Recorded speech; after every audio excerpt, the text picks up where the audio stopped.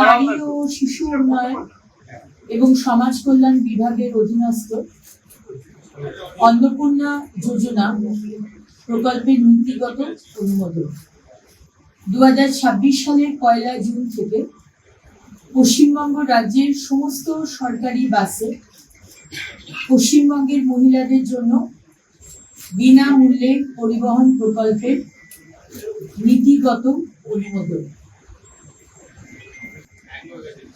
রাজ্য সরকারি কর্মচারী এবং বিধিবদ্ধ সংস্থা, বোর্ড, নিগম, স্থানীয় সংস্থা, শিক্ষা প্রতিষ্ঠান ইত্যাদি কর্মচারীদের বেতন কাঠামো সংশোধনের লক্ষ্যে 7তম রাজ্য বেতন কমিশনের গঠন।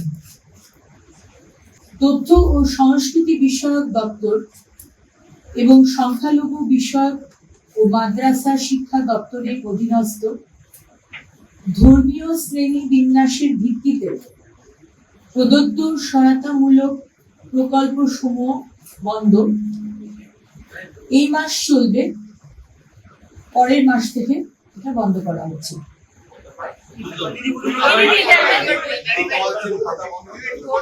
ডিটেলস নোটিফিকেশন দেওয়া হবে।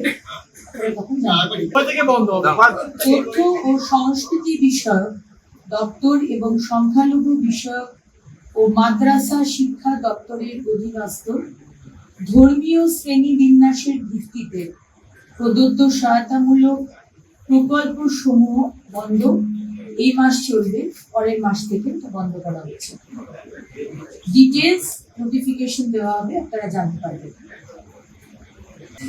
2011 WPO 60 এবং সংযুক্ত মামলা সমূহ মাননীয় কলকাতা হাইকোর্টের ডিভিশন বেঞ্চে 22/5/2024 তারিখের রায়ের প্রেক্ষিতে পশ্চিমবঙ্গ সরকারের অধীনস্থ চাকরি ও সরকারি পদে অন্যান্য অনগ্রসর শ্রেণীর জন্য সংরক্ষণের শতকরা হার রাজ্য তালিকাভুক্ত অন্যান্য অনগ্রসর শ্রেণীর তালিকা পুনর্বিবেচনা এবং উপশ্রেণী বিভাগ বাতিল করণ, মানে নতুন করে এনকোয়ারি হবে এবং হাইকোর্টের নির্দেশ অনুযায়ী যে সমস্ত গোষ্ঠীকে ইনক্লুড করার কথা বলা হয়েছে রাজ্য সরকার সেই বিষয়ে সিদ্ধান্ত নেবেন।